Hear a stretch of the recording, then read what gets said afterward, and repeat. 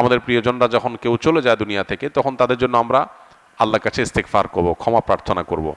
কারণ মা বাপ যদি মারা যায়, তাহলে সেক্ষেত্রে সন্তান হিসাবে মৃত্যুর পরও তাদের প্রতি বীর বা মা বাবা হিসাবে সদাচরণ করা, মা বাবার অনুগত থাকার কাজটা আমরা কিভাবে করব। নবীজি সাল্লাল্লাহু আলাইহি সাল্লামকে প্রশ্ন করা হয়েছিল, তিনি উত্তর দিয়েছেন যে এটার জন্য মা বাবার জীবদ্দশায় যাদেরকে স্নেহ করতেন তাদেরকে স্নেহ করা, যাদেরকে ভালোবাসতেন তাদেরকে ভালোবাসা, মা বাবার জীবদ্দশায় তার যে বন্ধু সার্কেল আছে তাদেরকে বাবা মার মতো শ্রদ্ধা করা, এবং সেই সাথে তাদের সাথে সুসম্পর্ক বজায় রাখা, এই কাজগুলো করা। পাশাপাশি তাদের জন্য আল্লাহর কাছে দোয়া ইস্তেগফার করা, তাদের পক্ষ থেকে দান সাদেকা করা। মৃত ব্যক্তির জন্য জীবিতরা যা যা করতে পারে তার সবই আপনি আপনার মায়ের জন্য করতে পারেন।